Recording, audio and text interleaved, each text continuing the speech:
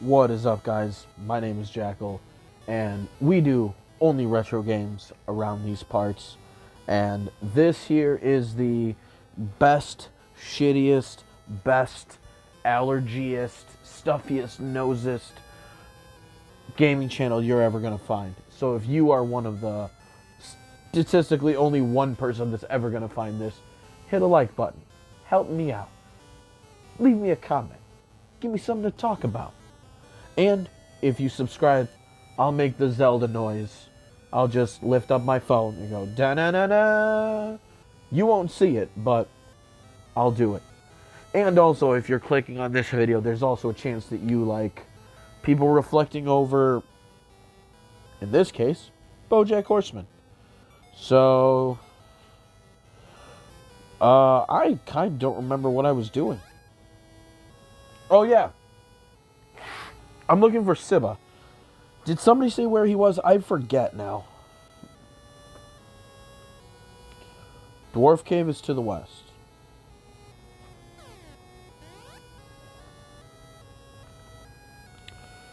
Sibba's a sage. He used to be a great warrior. Tells me the what he is, but not the where he is.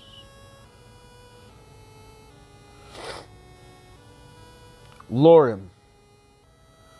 Oh, yeah. Snowfield, the snowfield thing.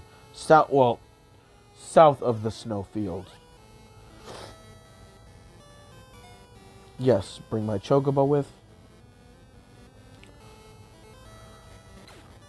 So this week's episode of Bojack was episode 7 of season 2. And it was a very good episode. It was a Diane-centric episode with this one. Alright, it was the snowfield, right?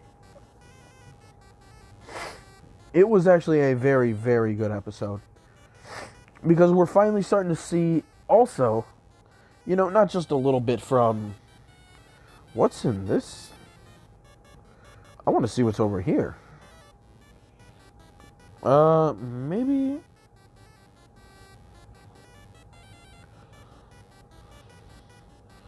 Jesus Christ, how far do I have to go?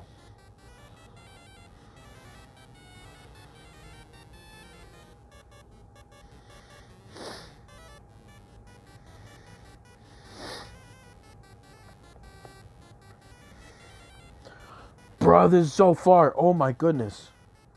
Alright, well, we are south of the snowfields. So we are technically kind of where we were told to be. Maybe? But we had a Diane episode, and also, if I remember, this show was coming out a few years ago. It's also a Me Too episode. It was pretty topical for the time. So Bojack and Diane are going on a book tour for Bojack's book, of course. Alright. Stay away. Let my defense go up.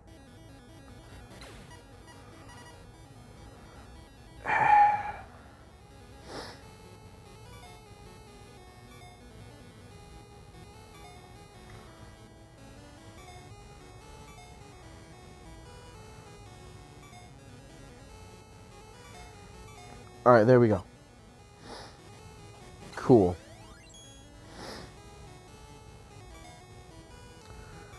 But they're on book tour, and they get asked a, hold on. I have to actually think about how this even comes up. Oh. I am incredibly dumb. So the show is going on about, hidden, not necessarily hidden, but maybe hidden, dirty pasts. Because Diane is asked about, her writing the book for Bojack. And, how certain things could have been written in ways that, kind of hurt him and his reputation. And Diane is kind of going on about other... Oh, boy. about other celebrities that have less than savory pasts. And one of them is a guy named Hank Hippopopoulos. And he is like a talk show, Jay Leno, Conan O'Brien, like level figure. And where's my other? There it is. And at the beginning of the episode, it shows a flashback as to how, Hank Hippopopoulos was somebody that Mr. Peanut Butter specifically seemed to look up to an incredible amount. Wait, no, I don't want to go this way. I needed to go north. That's where that... All of this was because I saw a fucking shack that I wanted to see what was inside of. So, Mr. Peanut Butter looked up to Hank, Mr. Peanut Butter looked up to Hank, and, you're fast forwarding to a bunch of years, and since Mr. Peanut Butter is hosting that show that is a J.D. Salinger show, it is going to be running back to back with... Oh, dope. It is going to be running back to back with... God damn it. It's going to be running back to back with... I think it's Hey You Think You Can Dance or whatever. It's one of those stupid shows. And, I guess Wanda kind of reveals that her network is basically being kept afloat by Hank's show. So, when Diane starts getting a bit blown up about the comments she's making about this guy, that's obviously not a look that she wants to have, because it's bad for business. Which obviously speaks to the way that, when you have, especially a celebrity who has multiple allegations against him, people will, even though one is another woman, which you think she would have empathy, a little more so, her obvious care is, how is this going to affect her show and her ratings? So, apologies for the allergies being so bad. Makes it almost hard to think. Jesus Christ. Can I get rid of these? What the fuck are these?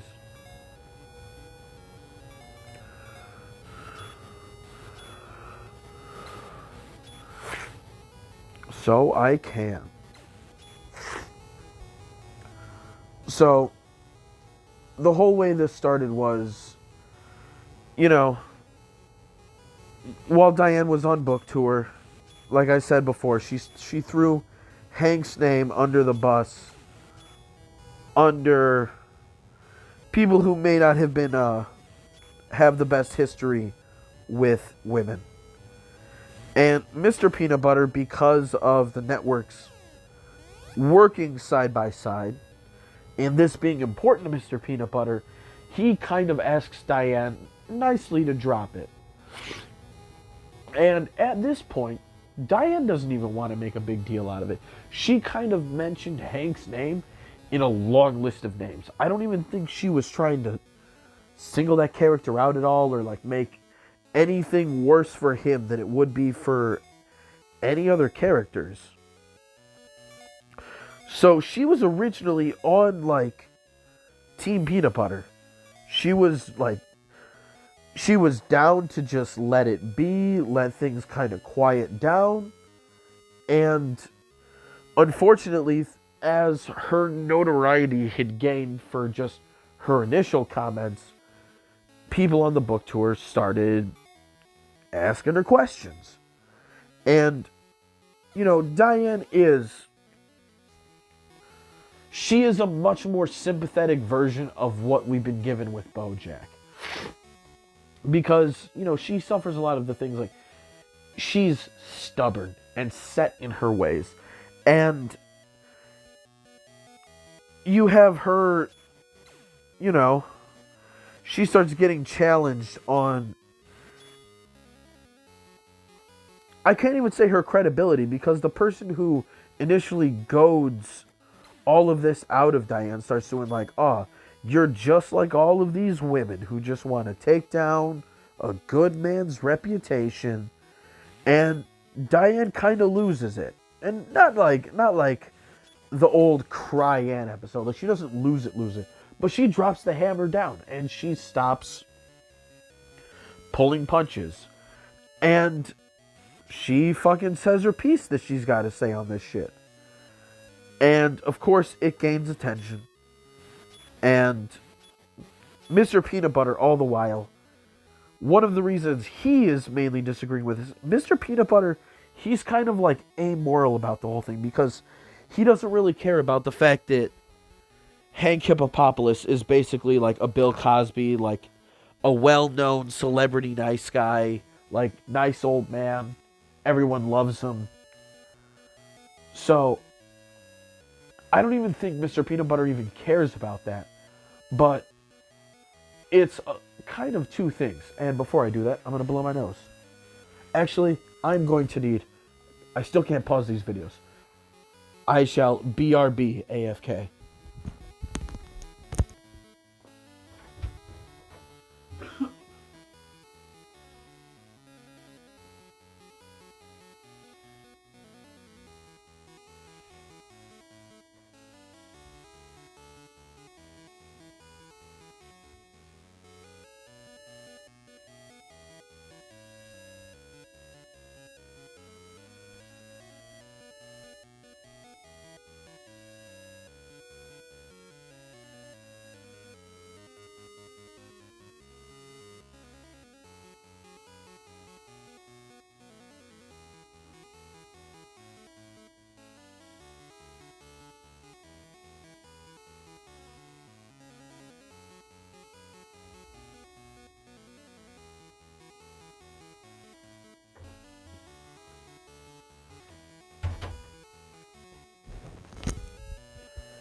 Alright, my B. Let's see, how long was that? And that was like a minute and like 10 seconds, so that wasn't the worst. Had to go and try to multiple attempt blow my nose in the bathroom. And, you know, if you have allergies, it like works kind of, because like, you know, now my nose isn't all snotty, but, you know, it's not like I can still breathe out of my nose. So, yeah, my nose is cleared-ish, kind of. But for Mr. Peanut Butter, like I was saying, it's kind of twofold. Because you do know that this show, and Mr. Peanut Butter even says it at the end of the episode, that this TV show opportunity means a lot to him. And it's coupled with that, and also his wife is getting death threats. Now, we live in an age where, like, death threats to, like, people who kind of come out with things that may be a little more unsavory to say, death threats aren't out of the norm. But that's still, especially to a character like Mr. Peanut Butter, that doesn't really matter. Like, he doesn't like that. So, I mean, he tries getting her to stop and not making a big deal out of it. But she does anyway. And, you know, Diane takes it so far that she even goes to, you know, the show's version of Vanity Fair, which is Manatee Fair. Okay.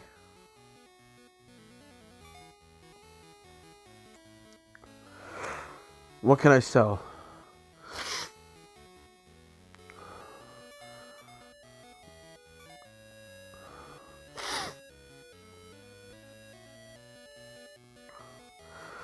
I'll save the wear axe because I don't know if I'm going to need to cut down some trees at any point.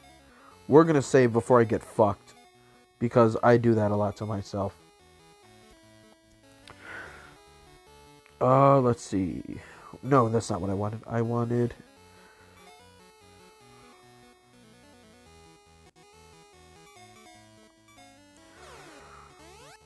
so much stronger weapons.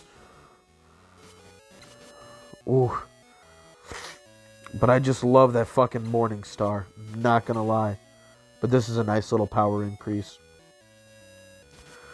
But, so, especially when you have to keep switching weapons a lot.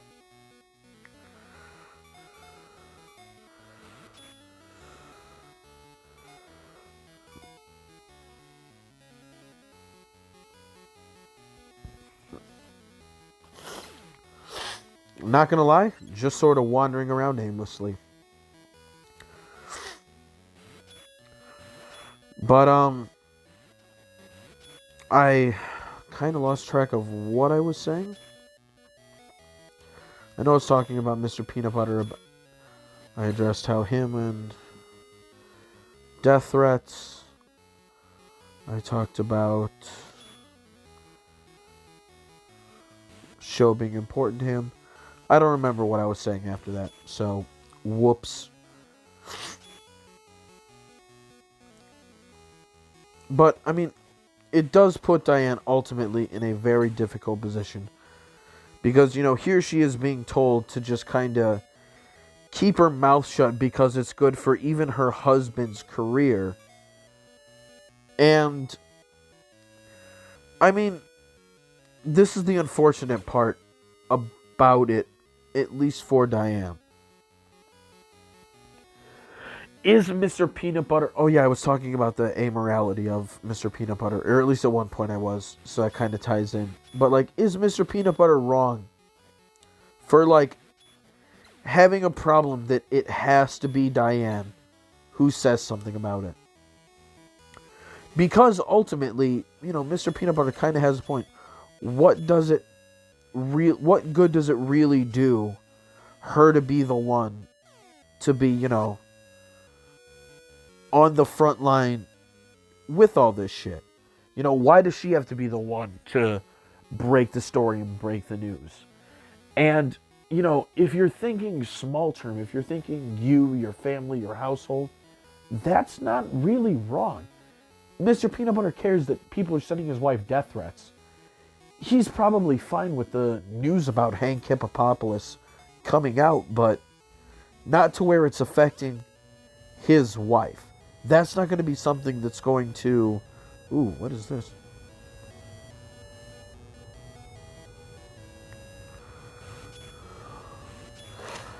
That's not going to be something that's going to really register to a character like Mr. Peanut Butter.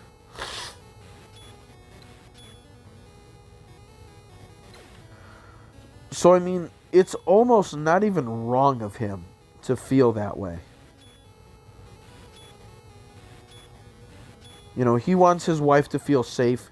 He wants his wife to feel, not like she has the entire world after her. But unfortunately, Diane is also kind of cursed in that she wants her work to matter. She wants to feel important. And, I mean, even Bojack, of all people, kind of warns her throughout, all of this going on. He tells her to drop it. And with Bojack, it's not really a, hey, my show's what's on the line here. A little bit in that he kind of feels like... I guess he feels like he's being upstaged by Diane. Kind of because all this news kind of broke out on his book tour. So I understand why he initially felt upstaged. But at the same time, there's a certain part of it that you can tell in his voice. Oh, sorry, it's so gross. There's a certain part of it that is that it's because Diane's his friend. And he understands that her trying to go against a fucking industry giant is unfortunately, most likely, not really going to work out for her that well. So, he even tries telling her to drop it. Now, there is a certain part of it where they get around to addressing the fact that Bojack is, in fact, still hurt over the allegations that Diane made. Or not allegations that she made, the things that she uncovered in the book. That was completely the wrong way that was supposed to go.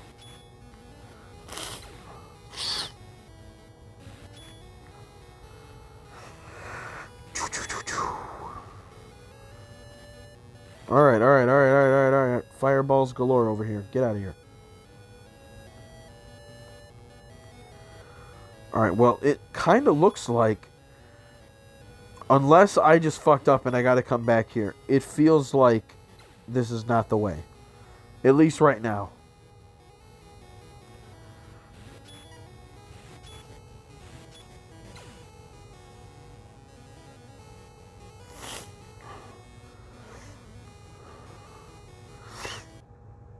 Whoa there, hey there, ho there.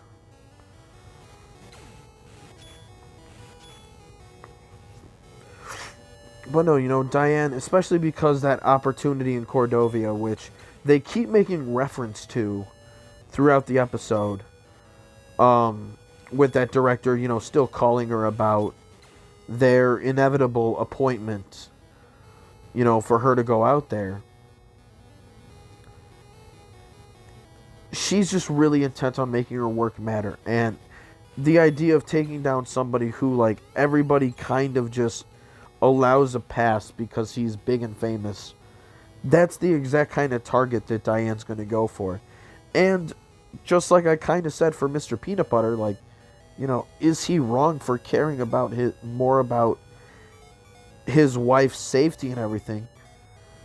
The other way he goes about, like, the reason why Diane is putting that all on the line is because, you know, fucking someone's got to do it. At some point, someone actually has to do it. Oh shit, I found my way up to where I wanted. Fuck you, stop, ow.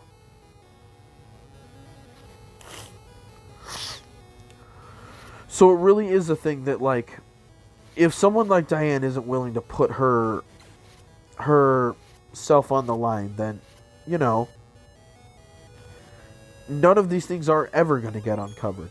And that leads me back into remembering what I was actually talking about earlier.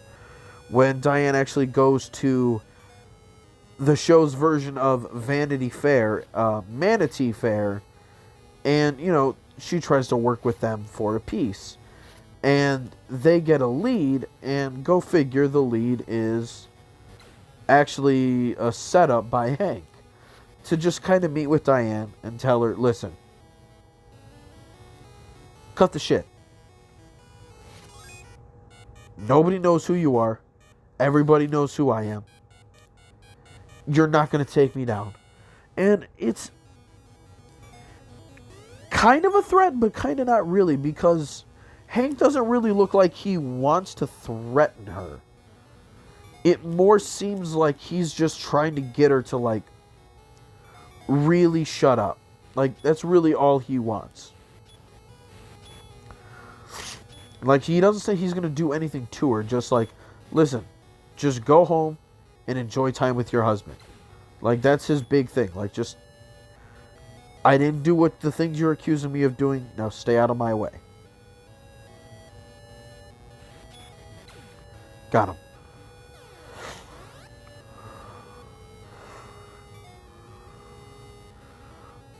Fuck yeah.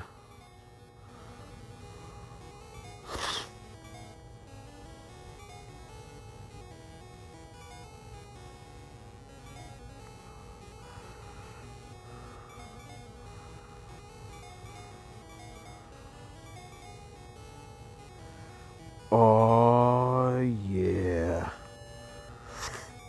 Got some ice armor. Sell this fire shit.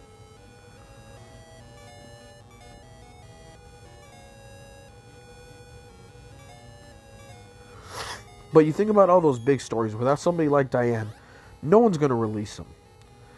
So, you know, when Hank's trying to sit here and, like, muscle her and get her to, you know, keep quiet and shit, like, that's potent. Because, you know, there's a lot of people who will just shut up when threats like that are made. Because, I mean, ultimately, especially in these kinds of industries, you're going to have a husband who works with somebody who's going to be affected by this. And, you know, that's Mr. Peanut Butter.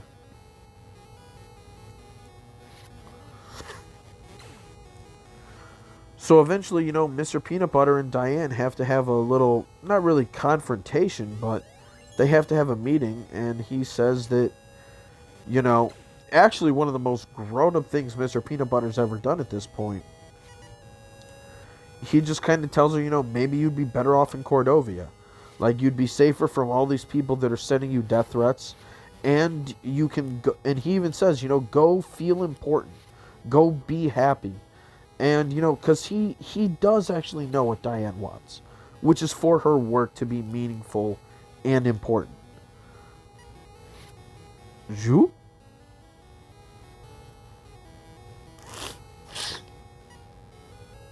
So in a large display of, like, unprecedented adultness from Mr. Peanut Butter, the episode ends with him letting her go and allowing her to just go to Cordovia and do what she needs to do. And it's a noble effort, and at very least, unlike Bojack, who had kind of always these same nagging feelings of, wanting to make his mom proud and wanting to make his work seem important. At very least, I don't want to say what Bojack did was never important, but, like, Diane is really going across the world to help people. Well, maybe kind of, sort of. It depends on how glamorized this fucking dude wants to make this shit. But in her mind, she's going there to make a difference. And that's a noble effort, and it's a good thing that she's doing. But ultimately, if Diane is going to look for this to be the thing that saves her, that makes everything matter, ultimately, I don't think she's going to get what she wants. And that's really hard to see. Because, the show's not even there yet, but she kind of already has said it herself. So eventually, she's going to do the thing that she wants to do. And then there's going to have to be the day after. She's going to go to Cordovia. She's going to do what she set out to do. And then she's going to come home. And, the worst part is Hank even tells her, like, this is Hollywood. It's a 48-hour news cycle. Once this story blows over and everyone forgets about it, no one's going to remember it. And, Diane tries to kind of threaten him in a way. Not really threaten him, but, like, kind of side-eye him, like, morally. And she's like, I know who you are. And he's like, everybody knows who I am. I'm Hank Hippopopoulos. Who the hell are you? And that, I think, was the final stab that fucking made the difference. Because now, Diane feels extra worthless. Because the story that she tried to break out with really did just fall wayside to the next news cycle. And what? She has nothing to show for it. The lead that she thought she had wasn't a lead. Vanity Fair ended up just kind of ditching out on the whole thing. So, ultimately, it might have actually been for nothing. And that is the unfortunate and the brilliance that I've seen so far with this show, is that it really wants to drive home the unfortunate but realistic nihilism.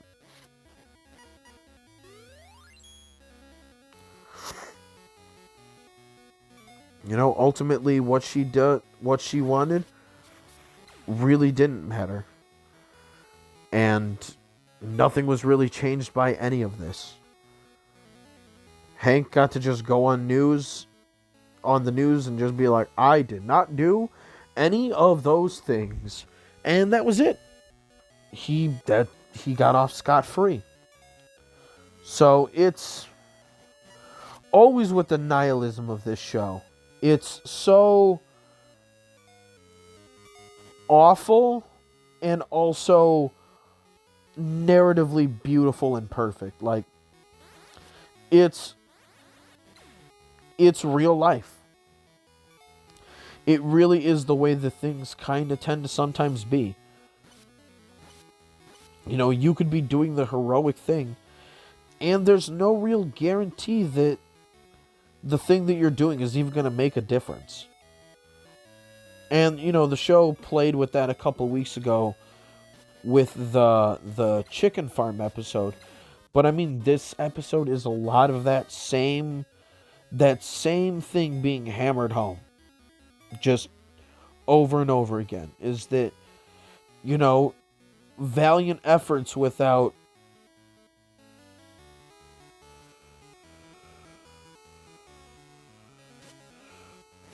wait, it's too cold for you ahead or too cold for me ahead? I get that the chocobo stayed behind, but that was some... I'm confused.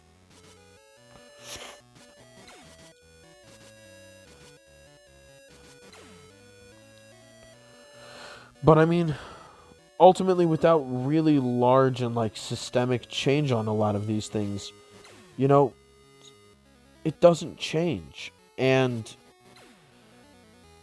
sometimes you just being truthful about it ends up hurting people that are right next to you.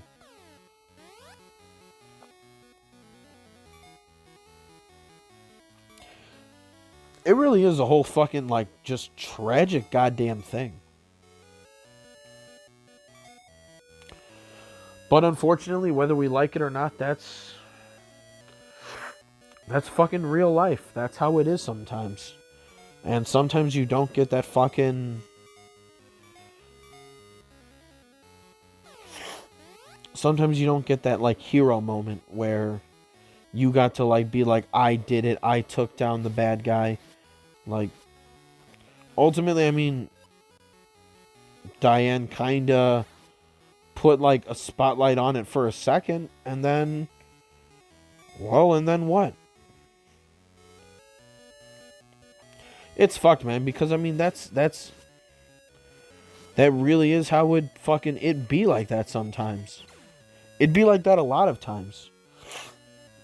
Especially in these industries where, you know, you got a lot of women that, you know, especially back in the day, like, these are still problems now, but, you know, back in the day when women were really trying to make their headways in these industries, you know, they're being gatekept by a bunch of old fucking dudes.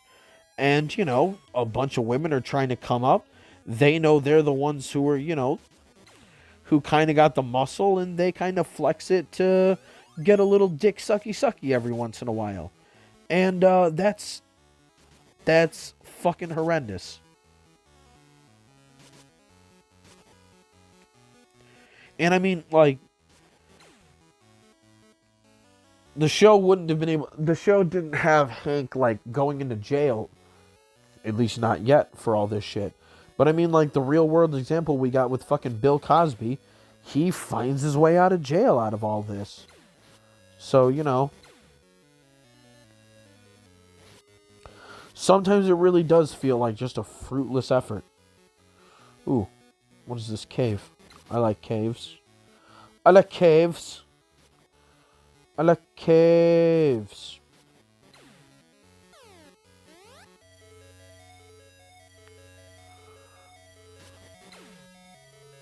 Ooh.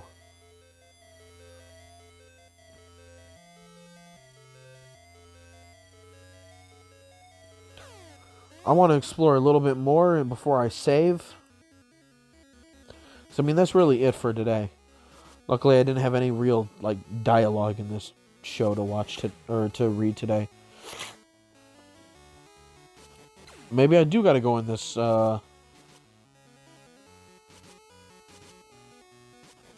Step stab. Step stab. I walked into that. That was my fault. What? I like their little jumping animation. Bro, the walruses are so goddamn slow, though. That's not how gravity works. Everything falls the same. No, it looks like this, snowfield. This looks like where I gotta go. Well, We did a lot of exploring, a lot of killing today. We did a lot of all the good things. I was supposed to find Sibba. I have still not found Sibba. But at very least, I have found a cave with which to continue on. So, next time, we fucking... You know what? To end it off, to say bye, we're going to have this really dope fucking music playing. But yeah, next time we're going to... We'll see if we can find Sibba in here, or what the fuck we're supposed to be doing, because they said Sibba was south of the snowfields, and I thought I found an area south of the snowfields. That was not it. So we'll see if this is it. So next time, next episode, season 2, episode 8 of Bojack Horseman, and then, well, oof, man, this soundtrack. For a Game Boy game, this really is something else. Man. Whew. Take it easy, guys. Go listen to yourselves some kick-ass video game music. You deserve it. I didn't know if anything was going to happen when it slowed down. Alright, peace out, guys. Take it easy.